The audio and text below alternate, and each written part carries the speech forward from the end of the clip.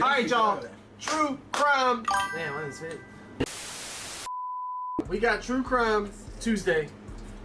We about to become some investigators. Some detectives. My name is Detective D. What's your name, man? Detective don't do shit. Detective don't do shit? Cause I don't do shit when I let niggas go. That's crazy work. That's crazy work. But yeah, y'all can call me Detective D. Detective, let him go. Detective, let him go. No. Call me Detective Lobster and Crabs. Because when I get in that room, I be having niggas snitching, bro. They be in there like this. Really? So look, I didn't want to. They be at first they be like this. Y'all. They be like this. I be like, bro, we know you did it. They be in there like this. Nigga, I ain't do shit, bro. Bro. I'm not telling you nothing. Nigga, I'm not telling you nothing, bro. And I say, okay. Well, after I'm done with you, you know, you get out in probably about 30, 35 years. And then that nigga go like this.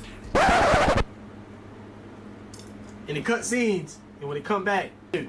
I said, I seen 3 murders. I seen three of them. It was a nigga named Tito. So yeah, I'm Detective Lobster and Crabs, yo. So the video that we're gonna watch today is mom discovers her 14-year-old son is a mass killer. What the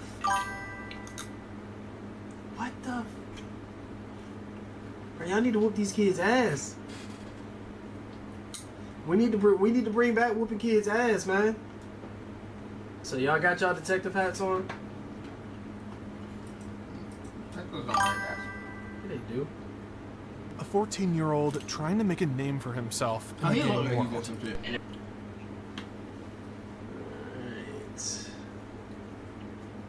For a 14-year-old, that's a grown-ass man at that point. 14? Yeah. 14-year-old is a grown-ass man. Bro, you like what? 10th grade, 11th grade? Alright, y'all, let's go. A 14-year-old trying to make a name for himself in the gang world. And the passenger asked the person in the driver if he can shoot him. And then the person in the driver said yes. A young mother caught in the crossfire. Ma'am, I'm gonna cut your seatbelt, okay? I'm Officer Leffer with the Denver Police Department, okay? In a high-speed chase that ended in a life-altering interrogation. I'm sorry, Mom. This one reckless night shattered lives forever. This is like a big deal. This isn't like, oh, you stole a car and didn't go to school. Like, someone lost their life, dude. Behind somebody's dumb shit that you was in the car with. It was late, just past 10:45 p.m. The streets of Denver were quiet, but not empty. A Honda sat at a red light on Colfax, right where it meets Interstate 25. Then a Range Rover rolled up behind it, and just as it was coming to a stop, it rear-ended the Honda. A minor tap, barely a crash. Then a dark hooded figure stepped out of the Honda, gun in hand. No hesitation. He fired 15, maybe 20 shots, straight into the Range Rover. Then, as if making sure the job was done, he climbed back into the Honda, aimed out the window, and fired 2 more shots at the Range Rover before speeding off into the night. Jaden was on her way home that night, just another routine drive through Denver. She didn't think much of the red light at Colfax until the gunfire started. Pop, pop, pop, pop, pop. At first, it didn't register what was happening until the cars in the 2 lanes next to me started going. Sharp pops cut through the air, one after another. Cars in the lanes next to her started rolling forward. That's when she knew something was happening. And then I realized I said, oh shit, something's happening, and I ducked down, and several more happened. More shots rang out. When she finally lifted her head, he caught a glimpse of the scene. And I pulled next to the car, barely got a glance. It looked as though the window was either rolled down or shot out, but I believe that the window was out. I didn't look at the windshield or see inside the vehicle. She couldn't see inside, couldn't tell who had fired the shots. And then the car that was in front of them sped off. I went behind them, but pretty far back because they went pretty quickly, and got off on Federal. Jaden didn't follow. She took her own turn, distancing herself from whatever had just unfolded. At that moment, she didn't know exactly what she had witnessed, but she knew it wasn't good. Got off on Federal, and I didn't obviously see what occurred because the car was obstructing my view, so I didn't know at the time if the shots came from the car in front or inside the vehicle, but that's what I saw. Jaden hadn't counted the shots in the moment, but she guessed there were 5 to 7 at first. I'm gonna call it 5 to 7, perhaps. Then a pause, just a second or two, before a few more rang out. Okay, and then you said you ducked down and heard several more pops. How many more do you think you heard? Perhaps 3. Okay. Jaden was preoccupied. She was driving home from an appointment. And you never saw anybody get in or out of any vehicles? No. Okay. I, in my mind, thought it was fireworks or something. Sure. And just wasn't paying attention. At first, it crossed her mind that maybe they were fireworks, but as the noise echoed through the street, she realized this was different. This was real. She ducked her body, reacting before her mind fully caught up. The sound was sharp, unmistakable, gunfire. She felt exposed, vulnerable. She ducked lower, hoping she wouldn't feel the sudden, searing pain of a stray bullet. I recognized the sound of gunshots, and I thought perhaps one was going to hit me. Fear didn't hit her right away. It was more of a delayed reaction, creeping in after the moment had already passed. But the thought stuck with her. If she had been just a little closer, just a little slower, maybe things would have turned out differently. Jaden wasn't the only witness. Many more experienced the same terror. Alex Martinez had been on his way home from a soccer game when the gunfire shattered the night. At first, he wasn't paying much attention. His music was up, drowning out the usual city noise. But then, flashes of light. His stomach dropped. That wasn't streetlights. That wasn't fireworks. I did not physically see the weapon. Okay. I seen the light from when you shoot the gun, and you have the light and the sound. Okay. So that's what I heard. Unlike Jaden, Alex actually saw the shooter. When he got out, he had his hoodie on, and he turned to face towards north, and all I see is the side of his forehead. So literally right here. The figure turned just enough for Alex to catch a glimpse of his forehead. He wasn't tall, maybe 5'6" or 5'7". Then he lifted his arm, partially hidden by the roof of the car. Alex didn't need to see the weapon to know what was happening. The gunshots told him everything. 6 flashes, 6 sharp bursts of light, each one sending a wave of adrenaline through his body. The Honda was already speeding off, disappearing into the night. Alex didn't stick around to see where it was headed. He just kept driving, pulse hammering, knowing he had seen something he wasn't supposed to. Meanwhile, first responders rushed to the scene. Officers and paramedics moved fast, closing in on the Range Rover where a woman sat slumped over, bleeding. Ma'am, I'm gonna cut your seatbelt, okay? I'm Officer Leffer with the Denver Police Department, okay?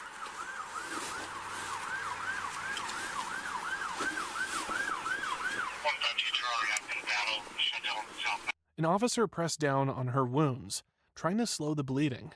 There were multiple shots, some to her face. It was bad.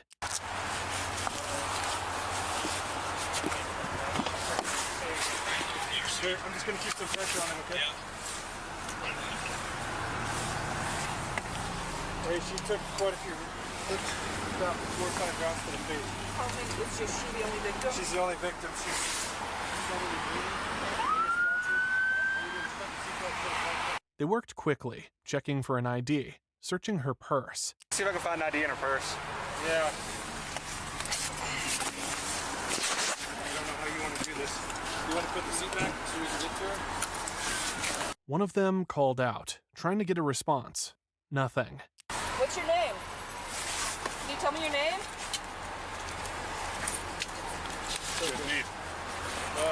I'll get over this. She was the only one in the car, No passengers, no witnesses inside, just her, barely hanging on.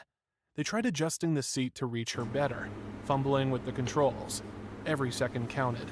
Hey, Scott, hold that seat. It's not going. Rounds to the face, y'all. What's your name? Like Dee Dee said. You still on mute? No. Yeah. Rounds to the face and what's your name? I guess that's part of the job, but Nah, but I feel like that's in my opinion, I feel like it's a dumb question. But rounds to the face. Is there anything behind the seat? No. Call electric. Hang on, I've got it. But the truth was already sinking in. This wasn't just another traffic stop gone wrong. This was a hit, and whoever pulled the trigger was long gone. An officer stepped around to the back of the SUV. Glass crunched under his boots, the rear window was blown out. The front of the car was no different. Bullet holes tore through the glass. He counted them, one by one. I counted 8 shots. 8? Yeah, there's one right above the left windshield wiper.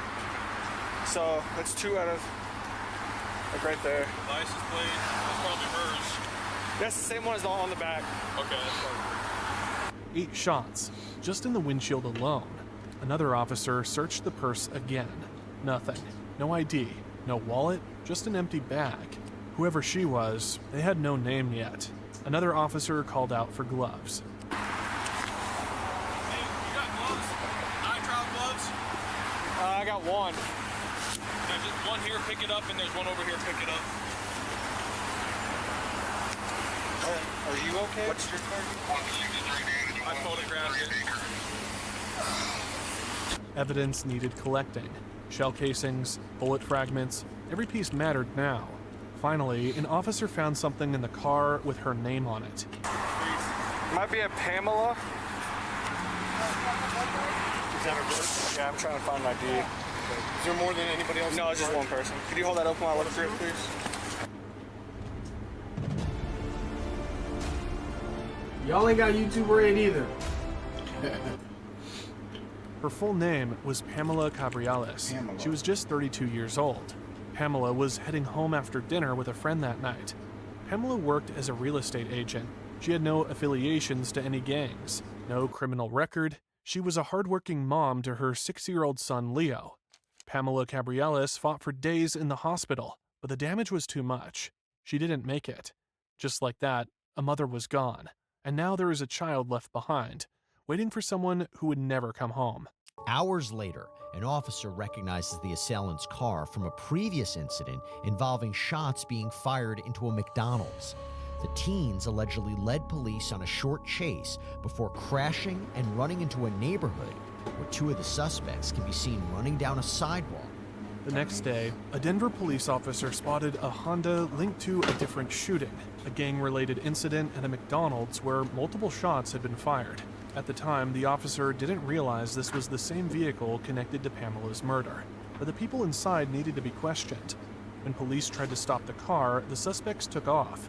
A short chase followed, ending when the vehicle crashed.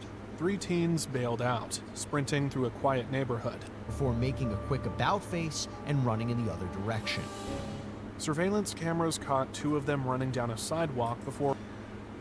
Once again, y'all. Once again, anybody out there that think they gonna do a crime and get away with it, there is cameras every fucking where, bro. Everywhere. I have to stress this every video. There's cameras everywhere. You do the crime, you do the time. Oh God, no, for sure. What up, Pretty B? But yeah, bro. Every time, like, these cameras catch everything, bro. But they said that this is the same car pinned to the other shooting. The other way. They hid in a nearby shed, but it didn't take long before the police closed in. And for police to respond and arrest all 3 suspects. Officers swarmed the area, cutting off escape routes. Within minutes, all 3 suspects were in custody. Authorities found spent shell casings in the car and also in the shed where they were hiding. The car matched the description of the shooting at Calfax, and also the same caliber shell casings. Are these 3 teens involved in Pamela's murder? Authorities need to find out. The first suspect was Remy Cordova. Since he was only 14, he couldn't be interviewed alone, so his mom sat beside him in the interrogation. That's crazy, bro. That nigga looks like a baby, bro. But that's the crazy part about, like, this is off topic, but it's on topic. Like, when I see stuff on, like, Chicago, how they talk about, like, Chicago's killings, and I'm a strong believer in, like, yes, Chicago has bad places, but everywhere has bad places. But off of the topic of that, like, a lot of the times when I learned about the Chicago killings, these be, like, youngins, bro. They be, like, 13, 14, like 12 and shit. Like, that shit is insane to me. We're talking about these kids. Yes, because like when I was growing up, when we were growing up and we were kids, like most of the people doing like, now that I think about it, we had some ones in our neighborhood doing some shit that was 15 and 16. So Yeah.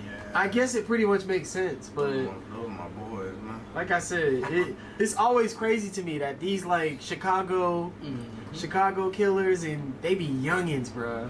Straight up youngins. Interrogation room. I'm going to advise you of your rights. What up, B? And then I'm going to leave the room.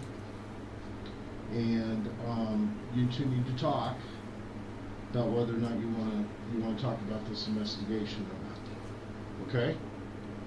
Did she just stop him from admission of guilt, or is she hardly able to believe what her son had gotten himself into? No one knows, but one thing was certain. The gang life had real consequences. And now, Remy was a suspect in a murder case. Another thing too, guys, I hope we can get away from this that video of him that video of him with the gun in the like. Yeah. Why is that so cool, guys? Why is that so cool? I'll never get it, but I hope maybe 20, 30, 40, 50 years from now we could just get away from this shit, bro. Jesus. Inside the police station, Remy Cordova sat with his mother, away from prying eyes. His mother warned him. The cops were asking if he went by something else. Is he Little Ro? She was a mother trying to protect him. She cut him off before he could admit. When the officers returned, the mood in the room changed. I'm dumb, so like something totally different. Yeah.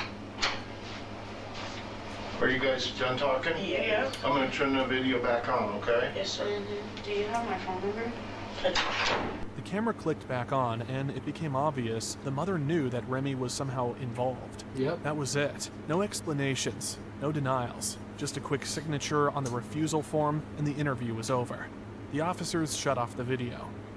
Remy stayed silent, but that didn't mean investigators were in the dark. She's They protecting already him. knew who he was, a name in their system, a face linked to gang activity, a juvenile record that spoke for itself. But the next suspect, he wasn't as quiet.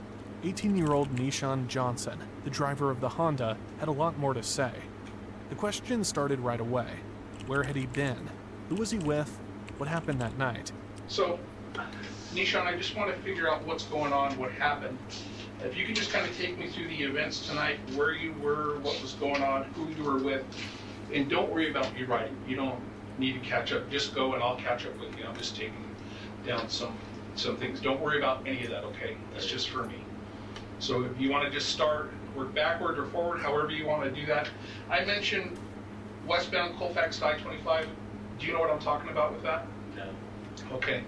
When the officer mentioned Colfax and I-25, Johnson hesitated. He said he didn't know what that was about. The officer tried again, asked him to just walk through his night. Well, let's talk how just your night went where you were. Let's start with that. I was with my auntie and my god sister. Okay. It was like Jewel. It's like behind. It's Federal and Jewel behind the McDonald's. I was there all day with them. McDonald's chilling all with day. them, and then I left. But around. That's already a big ass. Nigga, who was at McDonald's all day? Yo, this nigga said, yeah, I'm trying to chill at McDonald's all day. Yeah, bro. You got to get lit. Feel like it was a club. What the fuck? I've never heard that. I was at McDonald's all day, nigga. Indeed. And then it's a look up. It's a look up. Auntie and them. This how they be thinking. This how you know when a nigga lying. They said, "What you was doing?" He said, I think I was at McDonald's all day. Yeah, he said we was getting lit at McDonald's. He said, yeah, no, we usually give him chill at this random, like. Yeah, he got a Happy Meal, all right. He about to be real sad. Yeah, oh God. Hey, wait. Don't click off. Have some patience. I'll make this real quick. We're on Twitch 5 days a week at 7 p.m. You know, y'all can watch this stuff live. Y'all can watch it live and y'all can comment and we can comment back to y'all, you know what I'm saying? We're on at 7 p.m. Get us on Twitch. Let's go. Good. 12, 11. That was like 11, because I think police got behind us like around 12 o'clock, so they came and picked me up at 12. Johnson stuck to his story at first, saying he had nothing to do with the shooting, but the timeline started to get messy after he left Ant's place. When you mentioned 12, are we talking 12 noon during the day or 12 midnight at night? Like towards night. Okay. I was there, I was at my baby mom's, then I left.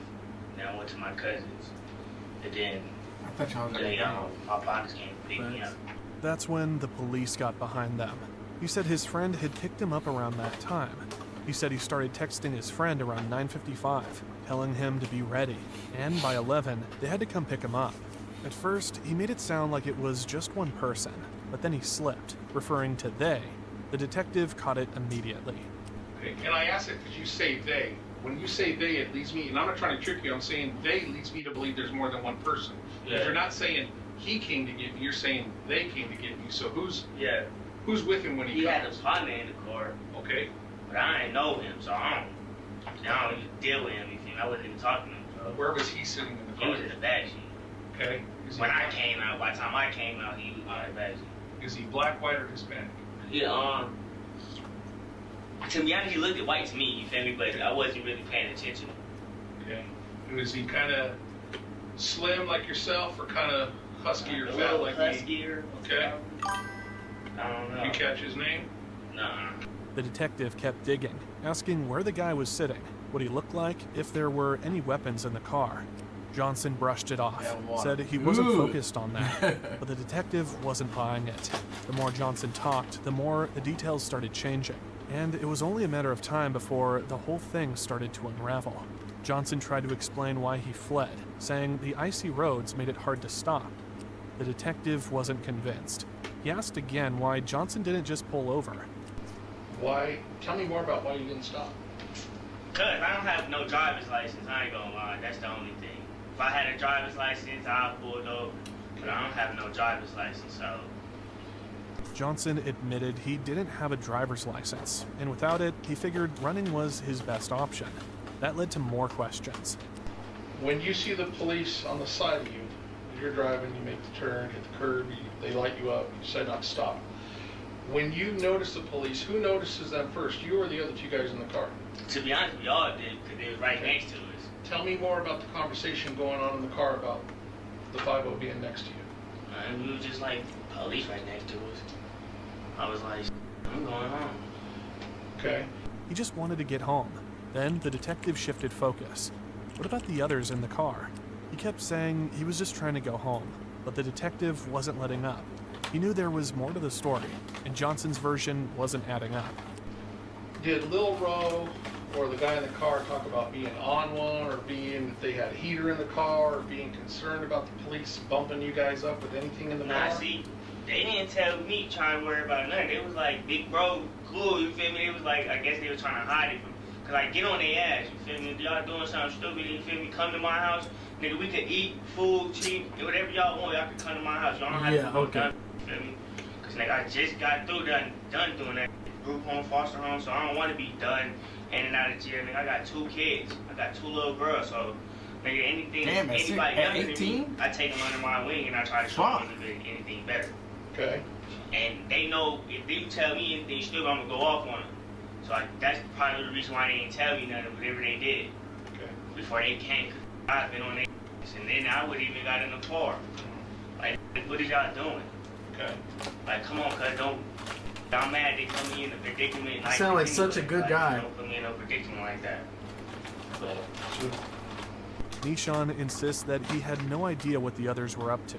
He claims they didn't mention anything about weapons or being worried about the police. But as much as he tries to separate himself from whatever happened, the detective isn't buying it. He admitted he jumped out of the car and hid in a shed. He claimed he froze, waiting until officers found him. But the detective can tell there's more to the story. Neshan just isn't ready to say it yet. Neshan said the other two bailed the second they could. He had no choice but to scramble out too. He barely knew Denver. His real home is in Georgia. The detective listened, but doesn't let him steer the conversation too far. So tell me more about getting into the shed. I was just in the shed and I went to sleep. After I went to sleep, I hear people. And then that's when I was in the shed and that's when the dog came in. Okay. Got him. The dog come in. I'm surprised the dog didn't attack me. I ain't gonna lie. Like, I'm sleep blessed today. The dog didn't exactly attack me. He smelled me, walked away, smelled me again, walked away. And then after that, he thought maybe, just maybe, he'd get lucky. But when the SWAT team moved in, the dog went into full takedown mode. That's great. Oh, before you leave, can you turn that document into a PDF for me? Thanks. At 5:30. That detective already know. He already know. He like, yeah, got his ass. when like the SWAT team came in, that's when he started tripping for real. Like when the dude said or some command, he was on it. That's when he chipped me. He chipped my back and my foot. I was like, hey, none of that. I don't want to get bit. Whatever y'all say. Neshan didn't fight it. He didn't want to get bitten. He gave up as soon as they told him to. The detective pushes again. Was anyone else in the shed? Okay. At any time when you're in the shed, did you meet up with Lil Roe or the other white guy? No, they never came back. So was you in the shed all by yourself? Mm-hmm. Nobody else was with you? No. And was it in a front yard, a backyard? I was in like the back. That nigga was weird. didn't drink anything from that To be cup. honest, Did I you ain't know how whose shed it was? No. Did you know whose house it was? Neshan insisted he was alone the whole time, but the detective knew he was lying. And Nishan's version of events is only getting shakier. The detective doesn't let up. He circles back, asking Neshan to walk through every moment again. Who said what, who did what, and exactly how it all went down. What is the conversation in the car? Really was no conversation in the car. Yeah. This is how you know when you got a nigga. This is how you know when a detective got a nigga. Look where his hands at. That nigga cold, man. I want to hear that. Every time I've cold in there, every time I've ever seen a nigga get caught, his hands always end up in his shirt like that. Hey, bro. the nigga cold, I man. want to hear that shit, dude. I want to hear that shit. They don't bro. give you no blankets up in that bitch. That nigga. They try to make you so cold that you gotta tell the truth. They said that water is a part of the interrogation. Oh God, That's I see so that bad. nigga. I see that nigga. But he got 2 cups now. That nigga took a sip like this, y'all. Every time he get a hard question, he said, "So where were you?" He said, "Man, shit." That nigga ain't even lift the cup, bro. Shit coming out of there. That nigga just cold, bro. That nigga ain't cold, DD. Cold. This is the ultimate telltale sign right here, He y'all. cold. This how they get you to tell, bro. It's a little Telltale it's sign a right setup, here, bro. I want to hear that You shit. get cold enough. These crazy questions. It's cold in the room. You gonna start to get in because you trying to be cold. But they could go. I'm sorry? I said it wasn't no conversation in no car, but go. But go? Yes. Why was that? I don't know. Okay. Earlier you told me because you didn't have a license. Yeah, like I don't have no license, but that's what they was telling me. You said what was the conversation? Okay. You said what conversation did we have while the police was behind us? And who was telling you to go? Little bro. He was like, bro, just go. You feel me? I mean, don't have no license. You feel me? I'm not gonna pull off. Did little bro say he was hot? Nah. He Like, say nigga, go. Okay. You know how nowadays this young generation gonna run from the police or do anything from the police. You are part of the young generation, bro. Facts. So you That's listened to how it him. was. So you listened to him and you went. That's how it was. Type shit. Okay. Tight shit. Nishan blamed Remy Cordova for that's everything. Remy panicked, other neck yelling at him to go. Maybe that's an He old, didn't that's want to a run, new, but he had a no newer license. picture. Maybe they're And showing Remy pictures from when he was locked up, like after this video. So his neck tat just goes invisible. No, that's what I'm saying. It's new. Maybe it's a newer picture. This is an old investigation, maybe. Cause it looks like him to me. It don't look like him to me. It looks like him to me. All right. We'll see. kept pushing, so he hit the gas. The detective then asked him to estimate how long the chase lasted. From the point you saw the police to the point that you it gets slippery and you end up crashing, how much time passed? I don't know. How much would you say? A minute? 5 minutes? 30 seconds? I say a minute. Okay. And then when you crash, what do? Get out the car, bro. Okay. Did And anybody go tell to you? the shed. Huh? And go to a shed. Okay. They went to the shed I was in. Again, the detective presses him. Who ran with him? Did anyone follow? Neshan sticks to his story. Right. Anybody go with you to the shed? No. Did anybody follow you? No. How I was in there certain? by myself. Okay, you're in there by yourself. Yes. I was in there by myself the whole, like, 3 hours. I took a nap and all. But the detective isn't just interested They have a in where video of Neshan two hid. niggas running. He's fishing for something else. Then the detective zeroes in on a very key What up, moment. Easy? That 1 minute window when everything happened fast. The police lights, the chase, the crash, the escape. In that 1 minute when you see the police and then you go, you crash, you get out, you dip, and you go to the shed, you say by yourself, right? Yeah. Anybody give you anything before you got out of the car? Anybody ask you to hold anything? Nishan had been insisting he was alone in the shed. He's been denying that anyone gave him anything. But now, the detective drops a bombshell. You know why I'm asking all these questions? Because the shed you were found in, those shell casings match at our murder scene. Can you explain that to me? And you said nobody's in the shed with you.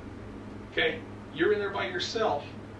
Which means... But the same caliber shell casing that's in the shed where you're at is the same caliber at our murder scene. Oh, yeah, you about to Explain snitch that now. to me if nobody handed you anything? Nobody handed me nothing. Okay, so how did that end up in the shed with you? Why is there a shell casing in the shed? Probably in it's his gonna cut pocket. it. I don't know. Probably in his pocket. The other guy's pocket. The detectives keep pressing. This is his chance to be honest. Either he was at the murder scene, or someone handed him something that tied him to it. But the story he's been telling doesn't add up. Your chance to be honest, okay? And I'm not saying you're not, so don't be offended by that. Okay, but I don't know is not going to cut it. Maybe he's not. As I told you before when we first started, it's a homicide investigation. I told you you're not free to leave, okay? You remember that? Okay. If you were there for something or somebody asked you to hold on to something, I need to know, okay? And not just for myself, but for yourself. You got a kid, right? Two. You want to see those kids grow up? Yes. Do you want to be able to hold them and not be behind glass when you see them? Or do you want them to come and visit you during yard time? Again, I'm not threatening you, I'm not upset with you, but I'm telling you, this is the road we're going down. You're digging yourself a hole here, so if you have something, you know something, Neshan, now's the time to tell me. Okay, you tell me you were by yourself when you ran. Nobody else was in that shed. I asked you several times that question. You're adamant nobody was. Okay? So it's one of two things. Either you were there at that murder scene, or somebody gave you something to hold on to. So now's your chance to help yourself. Don't dig yourself a hole. You got 1 foot in this hole right now, Neshan. Okay? Neshan stares at the detective blankly. The weight of the moment is settling in. The detective isn't backing off. And now, Neshan has to decide, stick to his story.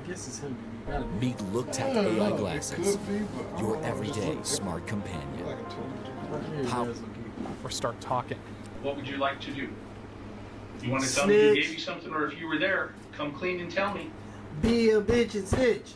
Be a bitch and snitch. Be a bitch and snitch. Tell him. Do it. They ain't give me that, and I wasn't there. Okay. White boy just hopped out with me. Okay. Neshan hesitates, then suddenly remembers something. Or at least, that's how he presents it. There was someone else in the shed, the white boy. But I didn't know he had nothing, you feel me? And Gus left the shed.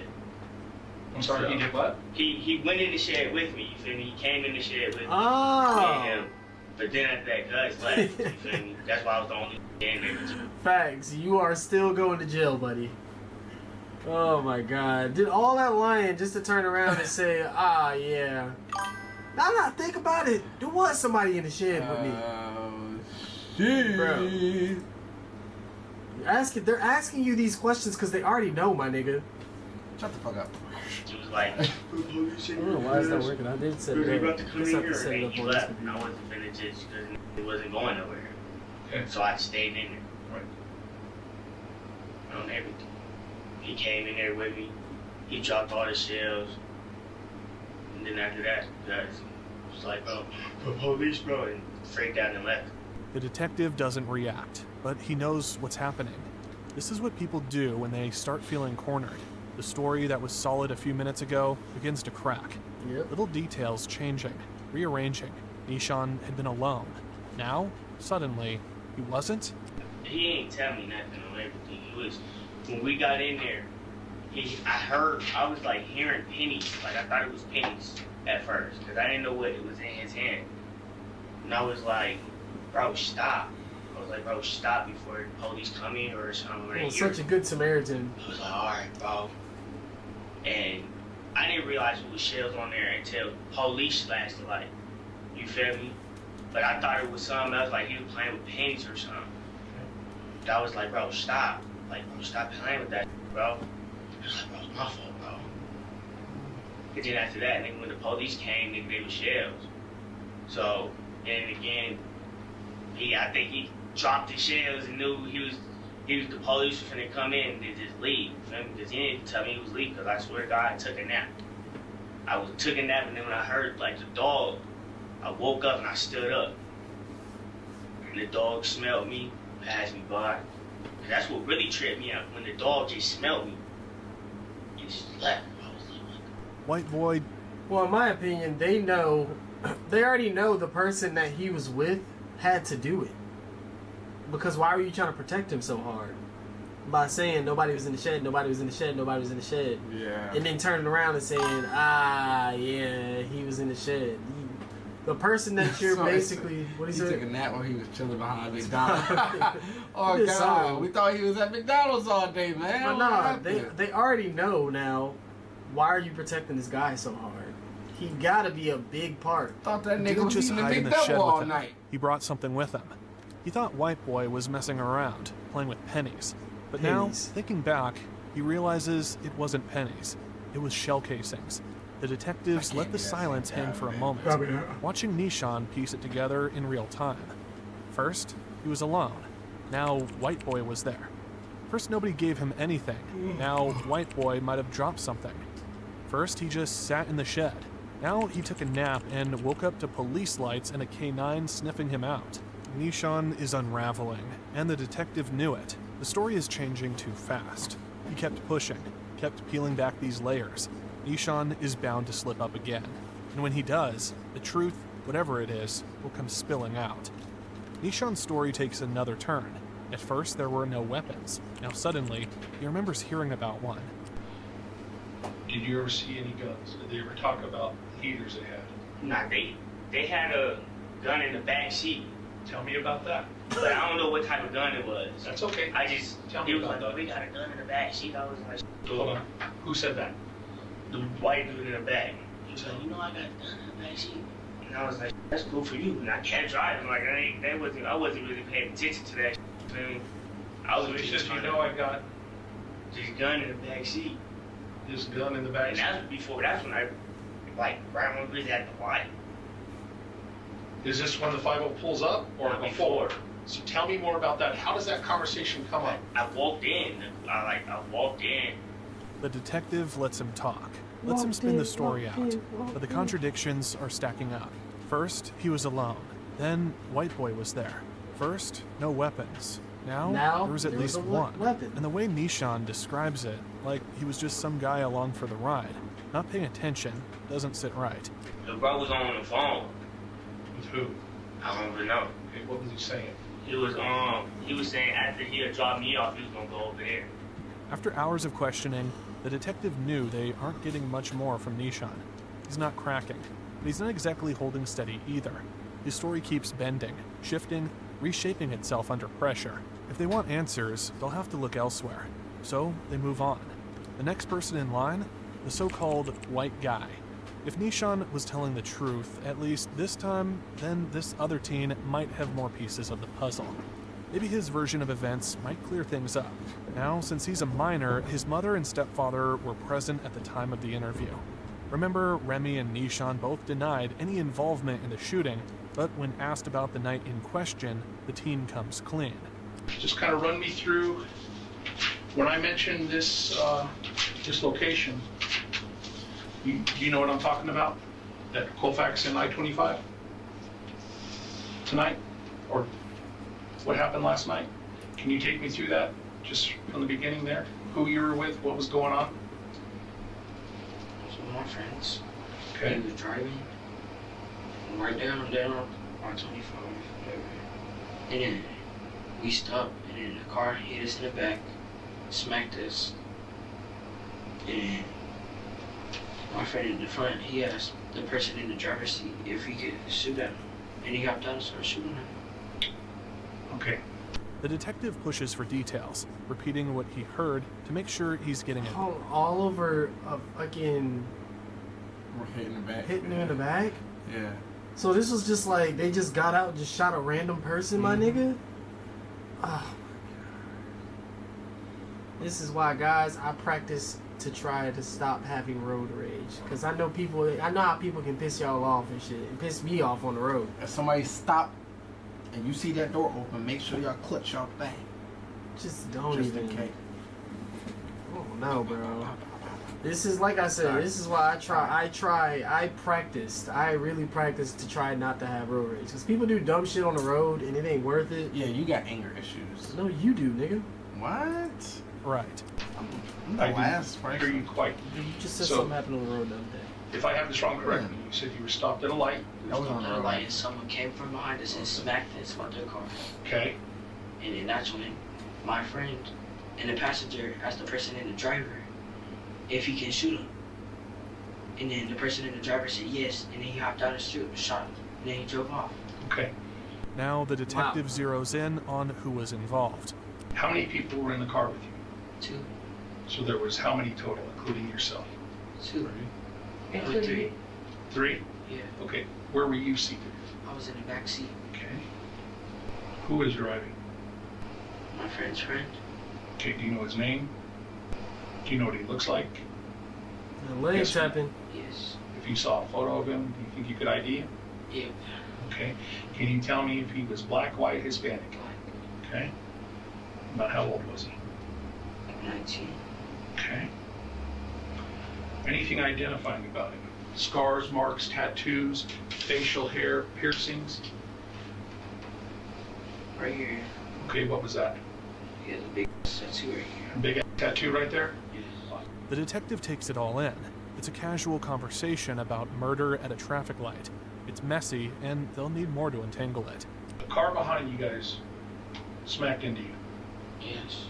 Your friend Remy asked the driver if he could shoot this person? Yes. Why?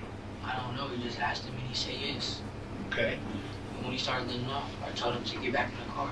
Okay. Tell me more about when Remy gets out of the car. He pulls the chop out. When asked about the weapon, the teen casually called it a chop. The detective made him clarify.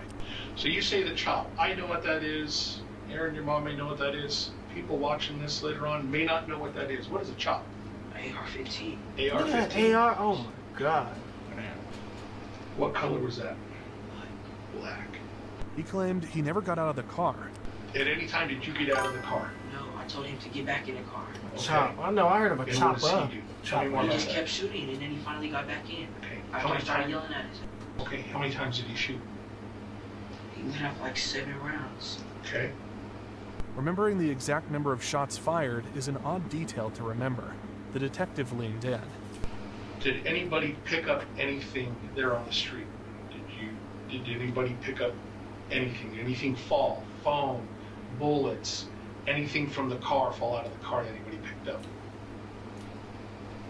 I don't know. Okay. Then came the car that hit them from behind. Do you remember what kind of car smacked into the back of you guys? It was like this white car. White car? Yeah, it was a white van. Oh, like a white van? Yeah. Okay. Do you remember if the driver of that car was male, female, black, white, Hispanic? I don't know. Don't know? All I know is he just hopped out and started shooting, and I told him to get back in. The detective let the silence sit for a moment. Then he went back to one key detail. The moment the car smacked into them. The car smacked you guys from behind. What were you doing? I was listening to music. Okay. On what? On my phone. The car hit them hard enough that his head bounced off something. How hard do you think the car smacks you from behind? Tell me more about that. Smacked when I was like this, hit my head. Okay. And then that's when Remy started getting mad. And that's when he asked him if he can shoot him. And he hopped down and started shooting at him. And then that's when I was like, get in the car, nigga, what are you doing? Okay. Was there any argument? Any words exchanged before the shooting? Was there any verbal exchange between the person that hit you guys from behind? There was no. Hell no. Okay. He just hopped out and started shooting. Okay. No argument. No threats.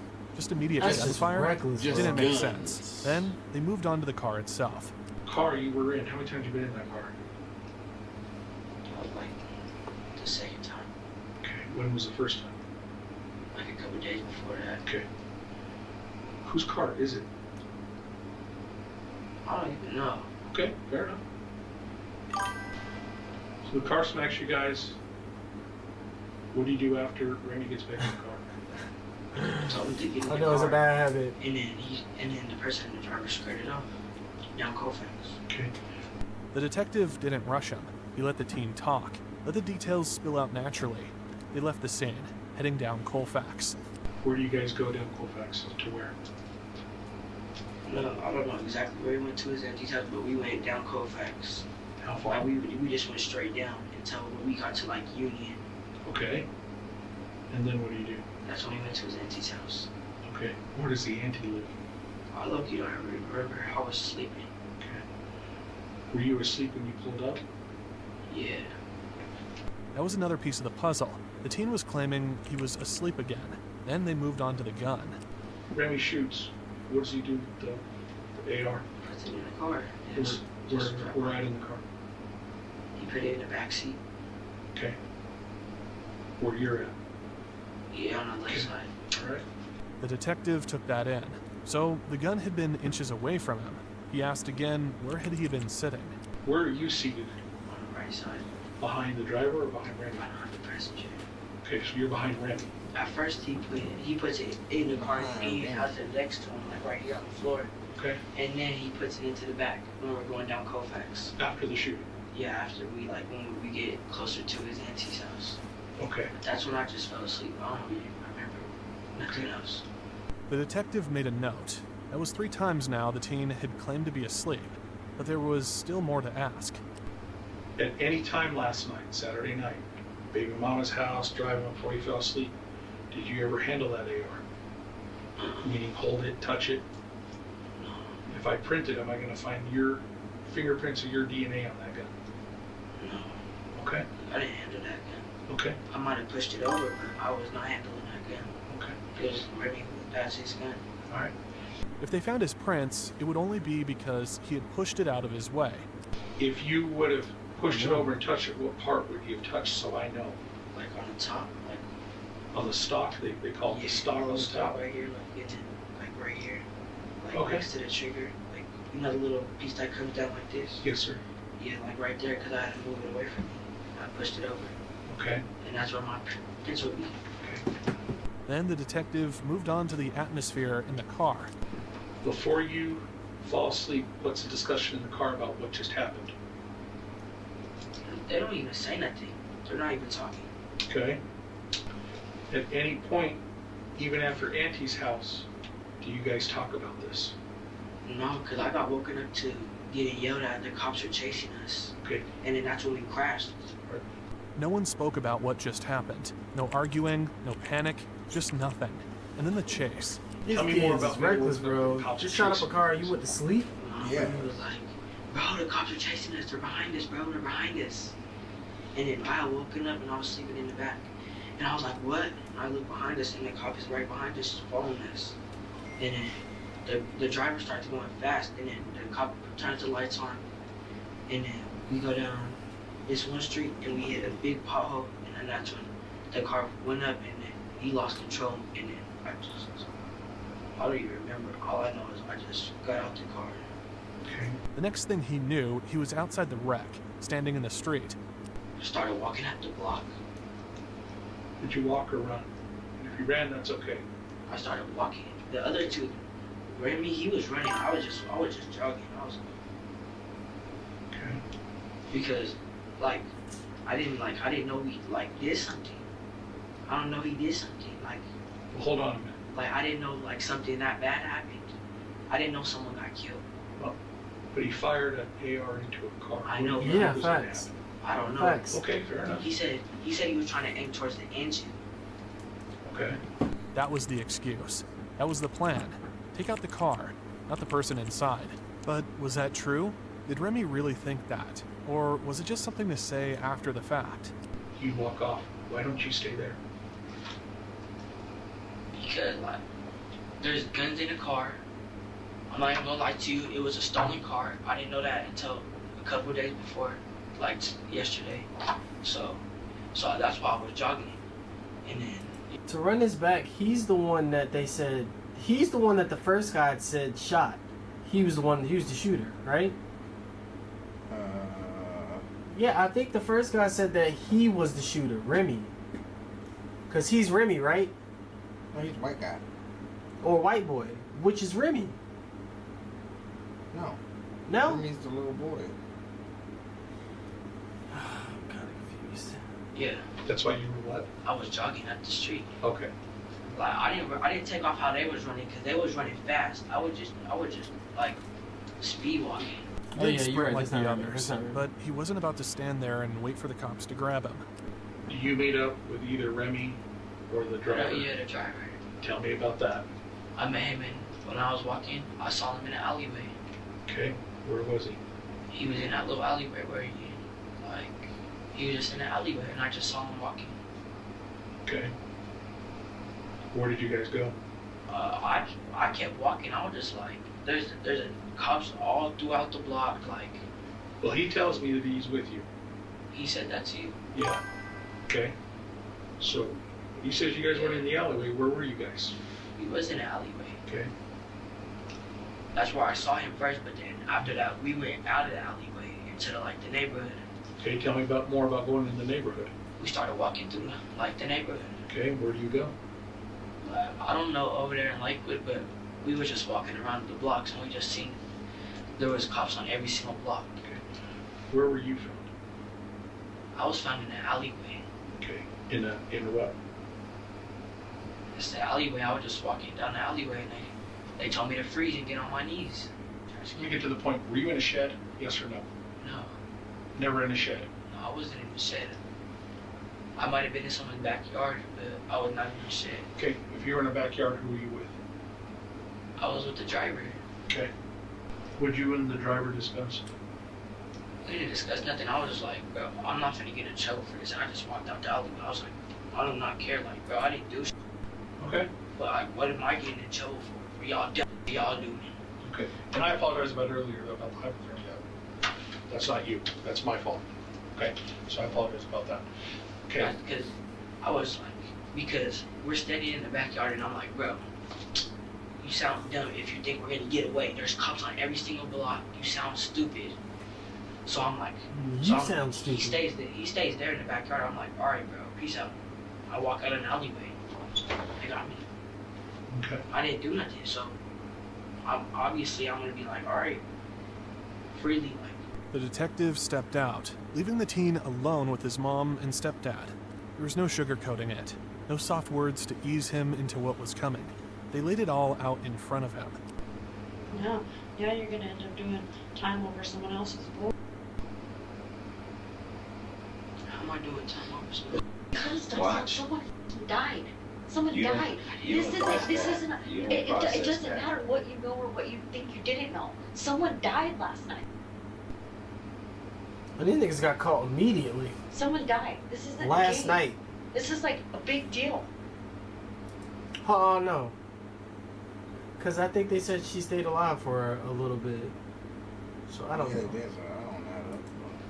This isn't like, oh, you stole a car and didn't go to school. Like someone lost their life, dude. Behind somebody's dumb that you was in the car with.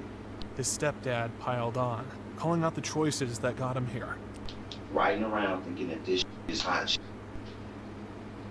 He obviously doesn't give a fuck about anything. His life, his kid's life, anybody's life, apparently. And you're hanging out with him. Do you think he gives a fuck? Obviously not. This cop don't know if you touched that gun or not.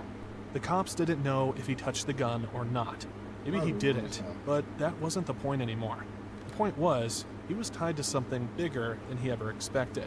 There's no walking away from it now. Nope. The detective returned, no longer just asking questions. Now he had something concrete. This next question is important, okay? I'm going to ask you this. Be honest with me. Okay? Did you shoot? Okay, and I'm asking you that because someone independent said they saw you. They described you to a T and what you're wearing, that you were the shooter. Okay, well, I promise I ain't going to cut it. Okay? I wasn't the shooter. So, Remy hopped out and shooter. okay? The detective wasn't interested in promises. He wanted proof. And when he brought up DNA, the teen hesitated. So again, when I swab for DNA, am I going to find your DNA on that trigger guard on that rifle? On that AR-15, am I going to find your DNA? Probably because I moved it, yeah. He had touched the gun. He had moved it. But that didn't mean he fired it. Someone said it was me. Yes. Yes. I'm going to step over here real quick. Okay. Someone said it was me. Yeah. Okay. I know I didn't shoot. I know for a fact I didn't shoot.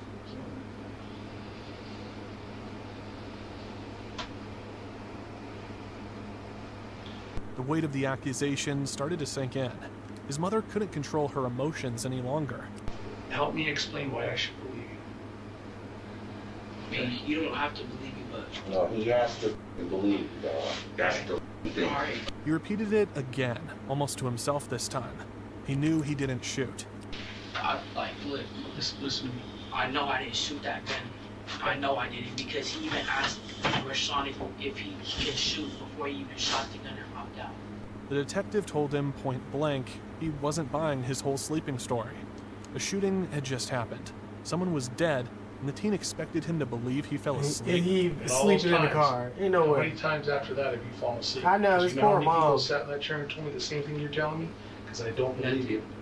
Okay? I never felt like I really fell asleep. Well, I find it hard to believe you When we was just... at his auntie's house, I really fell asleep. Okay. I was just laying down in the back with a blanket slide. So you've just witnessed a shooting that turned into a homicide, and you tell me now I didn't you've know it fallen was a asleep. homicide. I know you didn't. But my point is somebody shot with an AR-15. AR-15. A high-power rifle, and you're telling me You went straight within to an sleep. hour after, within 30 minutes, you fall asleep? I mean, really did fall asleep. Okay. For real, I really... There's a possibility that this nigga is so far gone, and these kids, these little teens, bro, they be some demons, bro. There is a possibility that a demon can kill somebody and then turn around and go to sleep. So I don't want to say that there's no way, but it does sound kind of weird that somebody just shot off like an AR-15 in a very like this wasn't planned fashion. Like somebody rammed you. Somebody hit the back of your car, and you just got out and shot. Like, there's no way you're about to fall asleep after you just seen that. That's kind of weird. Something that happened so sporadic and so like, ain't no way. Like, on for real. Like, Okay. I really did fall asleep in the back. Okay. And then they woke me up saying the cops were behind us. Who's they? Who y'all believe? Who do y'all believe? Do y'all believe that he shot the gun? Or y'all believe the driver shot? Both of them had the worst ones. and the body cam caught them. Yeah. Yeah, we about to see. I don't. Damn, bro, this detective stuff. Shout out to these detectives because they got to figure all this stuff out. But I don't know.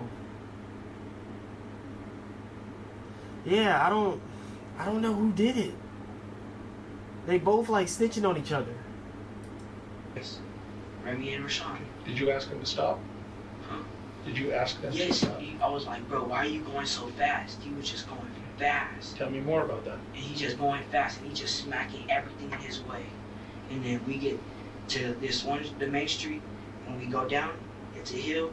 Boom, pothole. Flip up. I hit my head, and then I don't remember it. I just hopped out.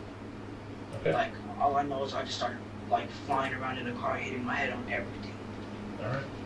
The detective leaned in, watched the teen closely. He really had nothing to hide. Why did he run? Why not just stay put when the cops showed up? If you've done nothing wrong, just explain to me the best you can. Why do you leave? Why do you walk off? Why don't you stay outside the car when the police show up? Why do you walk off? Because I thought I was going to get in trouble for the guns. The gun was right next to me. Okay. The AR-15 was on the left of me, like I told you. Remy put it in the back. And then that's when I moved it over to the left of me. So I was not trying to get in trouble for 2 guns that was in the car, and they was going to leave me. Okay. They was going to leave me. They already ran. Okay. What about the bullets?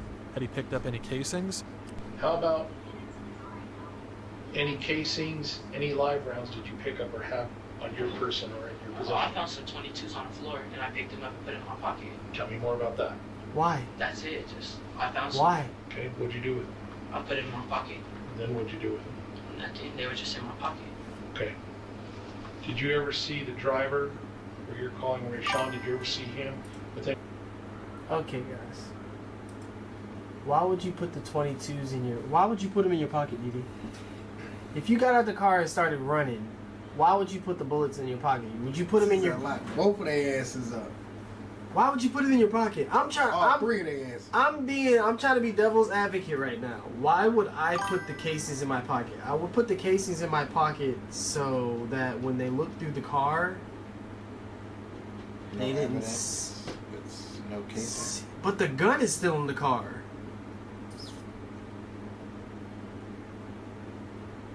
Yeah, but they're young. They're stupid. Okay, so that's my thinking. I'm thinking, nigga, you didn't put the casings in your pocket. You always had the casings in your pocket.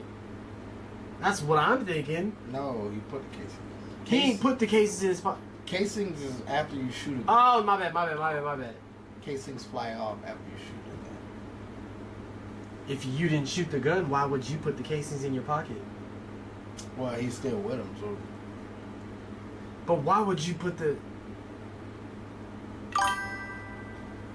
You know, bro. Man, hold on. Let's finish this shit, bro. Any ammunition or any stuff? Make sure y'all get us on Patreon as well.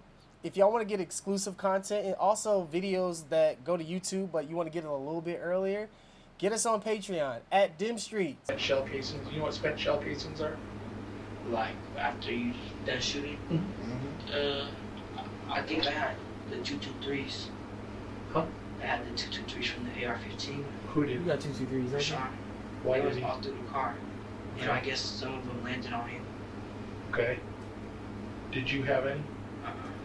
Then came another curveball. The detective told him Neshan claimed the teen had casings. Why would he say that you had them and you dropped them? He said I had them. Yes. He's lying. I never had that. Okay. I never had no shell casing that was empty. Okay. I only had those little 22s that I found on the ground. The detective let the words hang in the air. Then, after a long pause, he stood up. The interrogation was over. In the end, the truth unraveled, piece by piece. The teen's story had gaps, and the detectives knew it. But the bigger picture was clear. Remy Cordova had pulled the trigger that night, and Pamela's life had been stolen in an instant. Prosecutors later revealed Cordova's motive. He was trying to climb the ranks in the gang world. Remy Cordova was accused of trying to impress gang members when he fired at Pamela Cabriales' car. His case was too severe for juvenile court, so it was moved to district court. He was charged as an adult with first-degree murder and first-degree attempted murder. The second charge came because another driver had been in the line of fire, though they weren't injured. In court, Remy Cordova spoke to Pamela's family. I want y'all to really know I feel for y'all, and I understand completely, and I'm terribly sorry for the pain that you guys feel. But I cannot take responsibility for something that I did not do. In November 2023, Cordova was found guilty. He was sentenced to life in prison with the possibility of parole in 40 years. At just 16 years old... So he denied it still. He denied that he did it. Hey, that nigga got a nice twist too. That nigga do got some nice. They gonna tear his ass. They gonna. Them niggas braided that. Niggas braided that. Yeah, that's crazy. His fate was sealed for decades. Shit while in jail. Neshan Johnson, the driver that night, didn't escape justice either. In June 2023, Nisi Bears. Nisi said the fuck is 223s. Go ahead, DD. What? That's a bullet. Bullets 223s. They like this big. They like this. They pretty big. They go on ARs, and they're like 223s, 5.56, like same thing. Yeah. They both go in ARs. It's just bullet, like the size of bullet. 22s. 22s are tiny. Yeah. So 223s, yeah, they pretty big. He was convicted of multiple charges, including second-degree murder, criminal attempt to commit manslaughter, and vehicular eluding. He was sentenced to 35 years in prison. Damn. The third passenger, the teen from the interrogation room, didn't face any charges related to Pamela's murder. His story may have been messy, but in the end, the evidence didn't place him at the trigger. As for Pamela, her family refuses to let her name fade. Her memory lives on through her son Leo. Both my son and I have gone through all grievance stages. What do you do when your child asks you, who's going to take care of me if you die, Daddy? I'm sad because I don't want to lose you. I remember going to this place with my mommy before she died. A GoFundMe set up for Leo's college fund raised nearly $70,000, a testament to the love and support she left behind. Some choices seal your fate before you even realize it. A gun fired, a young mother gone in an instant, a teenager who thought he was chasing power, but found himself locked behind bars for life. This wasn't just a crime, it was a ripple effect of irreversible damage. Pamela never got to see her son grow up. Leo will only know his mother through pictures and stories. And Remy, who pulled the trigger, he traded his youth for a prison sentence that will outlast his childhood. Violence doesn't make anyone untouchable. It only leaves behind the wreckage of what could have been. If you found this case as shocking as we did, don't forget to like this video. Subscribe for more true crime break. Just dumb. That shit is just pointless, bro. Yeah, stupid. I mean, I'm against murder, period. But like, it's different when you're like, it's like gang against gang, like y'all both doing terrible shit. But when you just like you just innocent people. Like, just got out the car and started shooting because somebody hit you in the back, bro. Yeah. Somebody rammed you. Shit, girls. You can pay for it to get fixed, bro. Girls get rammed in the back every night. Really? Nah, that's crazy though. Nah, for real, R.I.P. for real. Nah, that's crazy though. And like I said, it's always bad whenever you murder somebody, but she had a child, bro. The child not gonna be able to like. Oh God, just dumb, dumb. So the dude, the last dude that they was interrogating, like, he didn't do no time. Yeah, that's crazy. That's very crazy. That is crazy. I thought he would have did something. Yeah, he would have did something. Yeah, I thought they would give him like 10 or something. But the way they said it, like he didn't do like absolutely no charges, bro. So weird. Yeah, that's crazy. And his story was like. It was a little messy, but. It was. This is a hella messy. Nigga said he didn't do it though. My thing is, it's so weird because usually you get something for being even in the car. Facts. When something happens, Big but maybe facts. he's in a different place where they don't do that. I don't know. She said, "Now that was good, Devin. Appreciate it, man. Appreciate it. I be scanning these videos. I was like, yeah, this shit look like it's about to be good. Nah, that was definitely a good one. First of all, I picked that shit. You didn't pick no, you that didn't, shit. DD. It was in the watch. Oh, it was in the watch later, shit. nigga. But I picked it in the Look, watch later. This is my list. I picked it in the watch later. Watch later.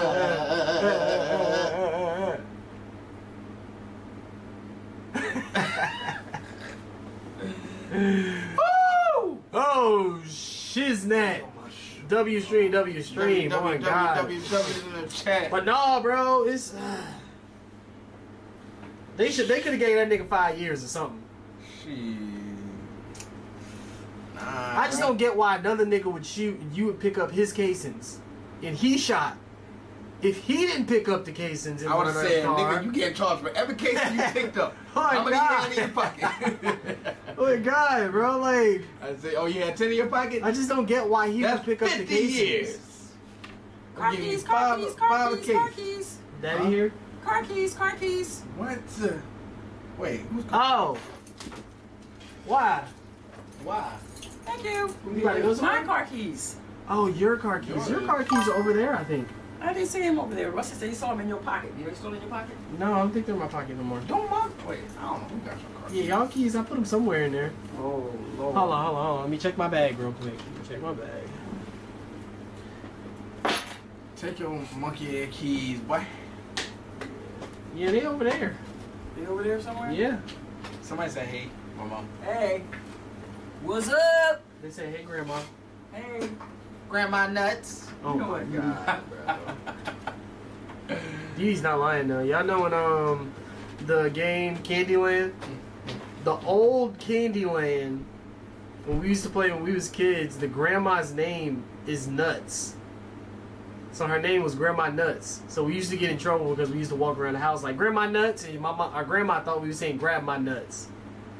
But no, we just saying Grandma Nuts. Her name was Grandma Nuts, man. Of course, though, in society that we live today, they changed the name of Grandma Nuts. It's not Grandma Nuts no more. Yeah, probably some lame shit. Yeah, bro. Grandma. That's kind of funny that they did. They actually changed the name. That's kind of funny because that means they do. But yeah, man. I just peed. Auntie and Grandma got the same voice. Yeah. I mean, that is her mother. But yeah, man. Y'all don't look at my hair. I actually put some W's in the chat because I actually did this shit myself. It's not the best, but I just wanted to get my hair out the way, so I 2-strand twisted. They rough, but I did it myself. Okay, D, I see who good on the courts. This nigga Hey, you feel me, This D? nigga is not good on the courts. That's a lie. I'm And good. this is not a joke. This is not a joke. What? I'm not joking right now. This nigga's not Hey, good on the courts. hey, B, it's okay. We're gonna do a IRL stream, and we're gonna be playing football. We're gonna play basketball. Football's different. We're gonna play. Football's different. Well, yeah. We but- get that. He get that. He can get down with football. No, but we're gonna do basketball. We're gonna do Basketball. First off, bro, I'll tell y'all the truth right now. None of us, except for Man. Hold on. Man could have played some basketball. Hold on. Cause you're talking about different things now. You're thinking about like shoot. Like, what are you talking about now? You're talking about. Cause like in basketball. We're talking about basketball. No, in basketball, my handles is nasty. Then I'm good on my defense is good. Then on a good day, my threes, but sometimes my threes leaves the building. No, actually that's a double rim. But you know, any nigga that complain about we gonna do a stream, bro. We gonna do a IRL stream. Like I said, we're not basketball players except for Man. Now, Man, be balling. Take that very lightly, guys. We are athletes. Athletes. We are athletes. But that's what I'm saying. You talking crazy. So I'm not saying I'm just saying we're not basketball players. We don't play basketball. We're not like, oh, we cold on a basketball court, but we are athletes. So somebody gonna get it twisted and think that they gonna come and play basketball and they gonna get dunked on. I thought y'all said y'all didn't play basketball. We don't. But yeah, when it comes to football though, tell any of the streamers to fuck with it. They don't want to do that. Tell any They of don't wanna do tell that. any of y'all favorite streamers to fuck with it, bro. When it comes to that football shit. Hey, bro. Think fast. Yeah. I'm gonna have y'all favorite streamers. I'm gonna have one of y'all favorite streamers when we play him in football. They gonna be like, he came at me. He came at me. You tell me who got who hit. I'll put that as one of the buttons too. Really? Tell me. This is my computer. You put that one sound that's like when people be talking about stuff and it's like, it's like a sound. Alright, y'all, but yeah. Oh no, Didi's right though. We do gotta do some IRL so we can just take y'all out with us. Like when we go to the movies, when we go to bowling, when we go do anything, shopping, we gotta start bringing y'all IRLs. But nah, W stream today. We love y'all. We appreciate y'all. We'll see y'all tomorrow.